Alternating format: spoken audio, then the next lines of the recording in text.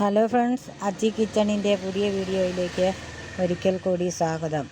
ഇന്ന് ഞാൻ വന്നിരിക്കുന്നത് ഹണി പാൽ കേക്കിൻ്റെ റെസിപ്പിയുമായിട്ടാണ്. ഒരു ബൗളിൽ കുറച്ച് പാലെടുത്ത് അതിലേക്ക് ഒരു നാരങ്ങ പിഴിഞ്ഞ് ചേർത്ത് ഇളക്കി ചേർക്കണം. അത് പിരിഞ്ഞിരിക്കും. അത് വലിയ ബൗളിൽ ഒഴിച്ചിട്ട് ആവശ്യത്തിന് സൺഫ്ലവർ ഓയിൽ ചേർത്ത് ഉപ്പും പഞ്ചസാരയും ചേർത്ത് ഇളക്കി കൊടുക്കണം.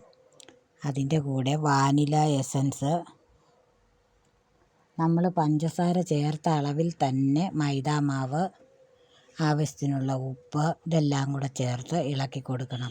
നല്ല കട്ടിക്കിരിക്കുവാണെങ്കിൽ കുറേശ്ശെ വെള്ളം ചേർത്ത് കൊടുക്കണം. കുറച്ച് പാല് വേണമെങ്കിലും ചേർക്കാം. എന്നിട്ട് നല്ലതുപോലെ അപ്പത്തിനൊക്കെ ഒഴിക്കുന്നത് പോലെ പരുവത്തിന് കുഴച്ചെടുക്കണം. കുക്കറിനകത്ത് എണ്ണ തേച്ചിട്ട് ഈ കലക്കി വെച്ചിരിക്കുന്നത് ഒഴിച്ചു കൊടുക്കണം. വിസിലില്ലാതെ കുക്കറിൻ്റെ അടപ്പടച്ച് വെക്കണം. ഗ്യാസിലൊരു പാൻ വെക്കണം. അത് നമ്മൾ ഉപയോഗിക്കാത്ത പാൻ മതിയേ. അതിൻ്റെ മുകളിൽ കുക്കർ വെച്ച് ചെറിയ തീയിൽ അരമണിക്കൂർ വെക്കണം.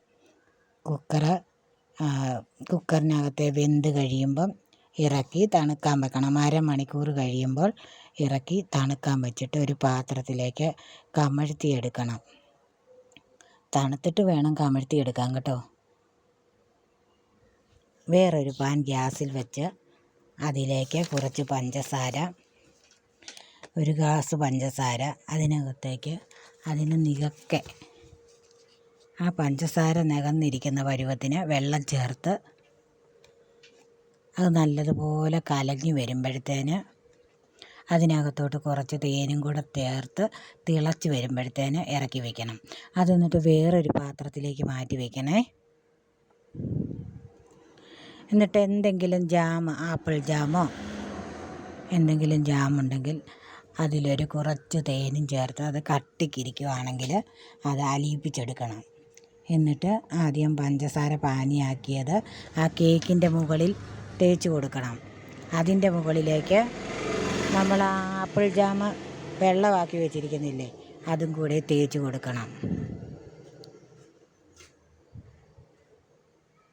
നമ്മളിങ്ങനെ സ്പൂണും കൊണ്ട് അതിൻ്റെ മുകളിലേക്ക് ഇങ്ങനെ തേച്ച് കൊടുത്താൽ മതി. തേങ്ങ ചുരണ്ടിയതും അതിൻ്റെ ആ കേക്കിൻ്റെ മുകളിലേക്ക് ജാം പുരട്ടിക്കഴിഞ്ഞാൽ അതിൻ്റെ മുകളിലേക്ക് തേങ്ങ പൊടി ആയിട്ട് ചുരണ്ടിയതും കൂടെ ഇട്ട് കൊടുക്കണം. അങ്ങനെ നമ്മുടെ ഹണി പാൽ കേക്ക് റെഡിയായി കഴിഞ്ഞു. എല്ലാവരും ഒന്ന് ട്രൈ ചെയ്ത് നോക്കിയിട്ട് ഫീഡ്ബാക്ക് അറിയിക്കണം. സബ്സ്ക്രൈബ് ചെയ്യാത്തവരുണ്ടെങ്കിൽ ഒന്ന് സബ്സ്ക്രൈബ് ചെയ്തേക്കണേ. ലൈക്കും ചെയ്യണേ. Thanks for watching.